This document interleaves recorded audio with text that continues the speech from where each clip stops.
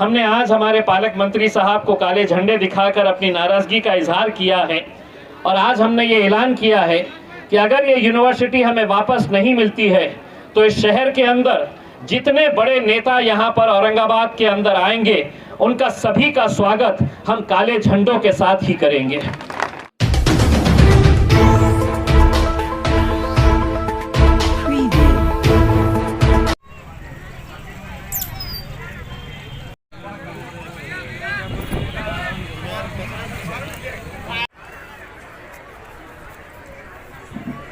अगली trophy doctor Wajid Mughal साहब nephrology department से हैं, उनको खासदार साहब इस्तकबाल करेंगे। उनका भी बहुत साथ रहा है इस कैंप को सक्सेसफुल बनाने में। जोरदार तालियों से आप उनका भी स्वागत करिए। इन सब डॉक्टर्स की बहुत मदद रही इस कैंप को आज सक्सेसफुल बनाने में। इस कैंप के हमारे मेन ऑर्गेनाइज़र हमारे पार्टी के डिस्ट्रिक्ट प्रेसिडेंट साजिद समीर साहब, इमरान सालार साहब और उनकी पूरी टीम को बहुत बहुत मुबारकबाद देता हूँ। ये इतने बड़े लेवल का एक फ्री मेडिकल चेकअप कैंप करवाना कोई मामूली बात नहीं है और खुशी ये है कि यहाँ पर जो भी ज़रूरतमंद आ रहा है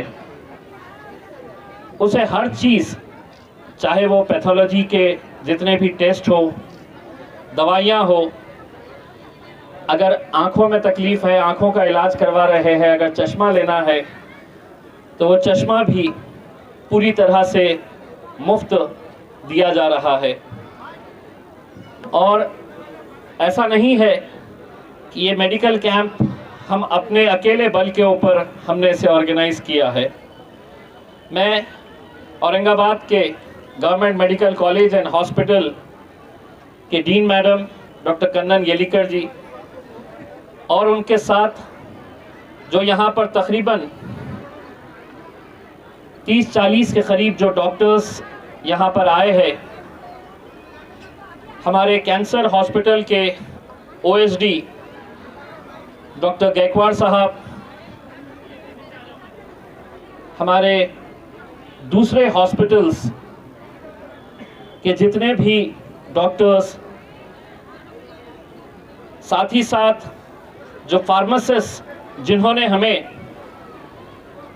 बेहिसाब दवाइयाँ मुहैया करवाई है, मैं तमाम फार्मासिस्ट का भी तहे दिल से शुक्रिया अदा करता हूँ।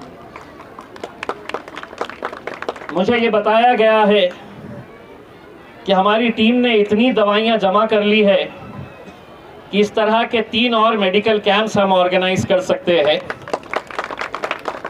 मैं हमारे जितने भी ऑर्गेनाइजर्स हैं उनसे ये अपील करूंगा कि इसी तरह का फ्री मेडिकल चेकअप कैंप जो है वो औरंगाबाद में अब ना करते हुए हम ग्रामीण इलाकों के अंदर जाए, कन्नड़, गंगापुर, वैजापुर, खुल्दाबाद, इन इलाकों के अंदर जाए ताकि वहाँ के भी लोगों को इसका भरपूर फ़ायदा मिल सके। मैं अभी बेगमपुरा के हमारे पीआई साहब सानव साहब को ये बता रहा था कि इतने सारे लोग अगर यहाँ पर मेडिकल फैसिलिटीज़ के लिए आए हैं तो आज आप इस बात का अंदाज़ा लगा सकते हैं कि आज हमारे शहर के अंदर सबसे ज़्यादा अगर किसी बात की ज़रूरत है तो हमें अस्पताल बनाने की ज़रूरत है। और मुझे खुशी है इस बात की ये ऐलान करते हुए कि औरंगाबाद में 2013 को एक 200 बेड का हॉस्पिटल सैंक्शन किया गया था। उस 200 बेड के हॉस्पिटल को शुरू करने के लिए सरकार ने ये मांग करी थी कि प्रशासन ने हमें महज 7 एकड़ ज़मीन देना और हम ये 200 बेड का हॉस्पिटल यहाँ पर शुरू करेंगे। 2013 से लेके 2016 तक ये मामला वैसे ही खटाई में पड़ा रहा, 7 एकड़ जगह नहीं मिल रही थी।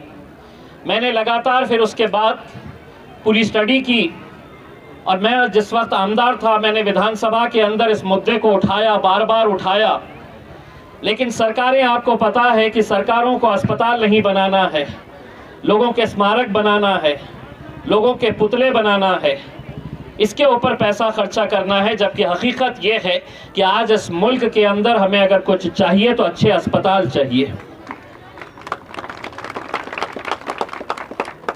मैंने लगातार इस मुद्दे को पीछे पड़ा रहा।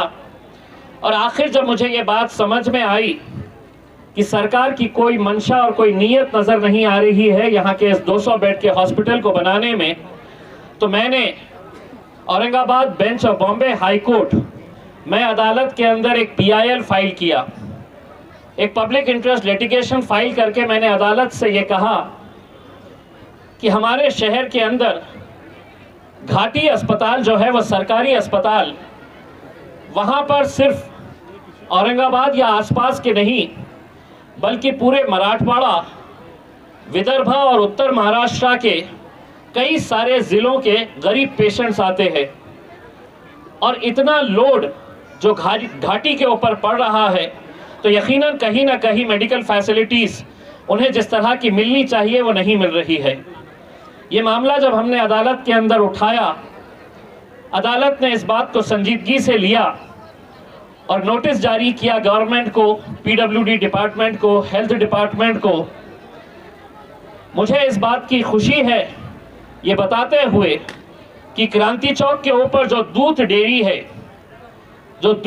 है वहाँ पर ये ज़मीन अलॉट की गई है, उसका टेंडर निकल चुका है और अल्हम्दुलिल्लाह उसका काम भी अब शुरू हो चुका है। 200 बेड का हॉस्पिटल इंशाल्लाह अगले 2 सालों के अंदर हम औरंगाबाद के अंदर खड़े करने के लिए जा रहे हैं। और ये मुमकिन हुआ है तो सिर्फ आप लोगों की दुआओं की वजह से मुमकिन हुआ है, आप लोगों के साथ की वजह से मुमकिन हुआ है।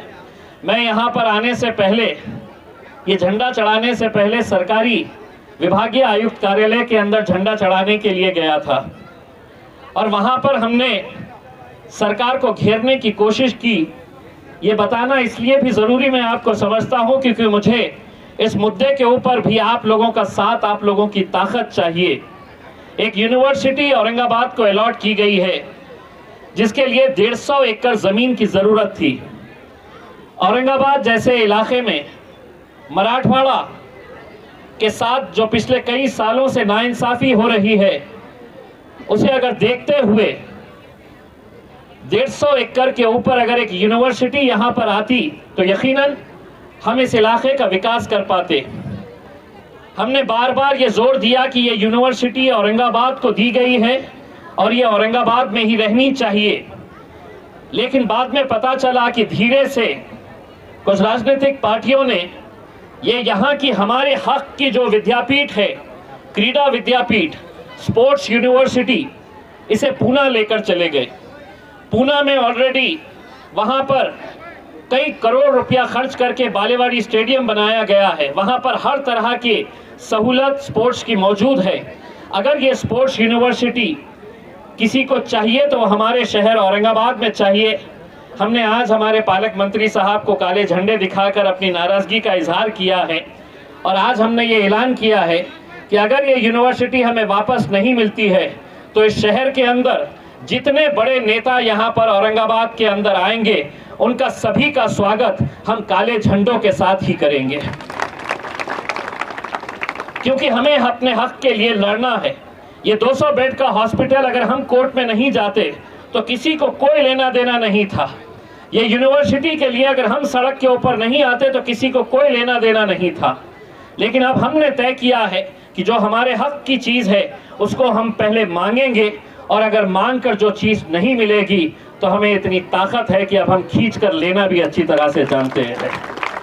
मैं आप लोगों से सिर्फ इतनी अदबन गुजारिश करना चाहूँगा कि आने वाले वक्त के अंदर इन तमाम मुद्दों को जो हमारे शहर से ताल्लुक़ रखते हैं, ये किसी एक राजनीतिक पार्टी का मुद्दा नहीं है, ये MIM पार्टी का मुद्दा नहीं है, ये किसी एक जात धर्म का मुद्दा नहीं है। कल आपके बच्चे भी, आज भी नौजवान बच्चे जो है वो अगर स्पोर्ट्स यूनिवर्सिटी आ जाती है तो खेल कूद के अंदर उनको कितना फ़ायदा होगा, इस बात के बारे में हम सभी को सोचने की ज़रूरत है।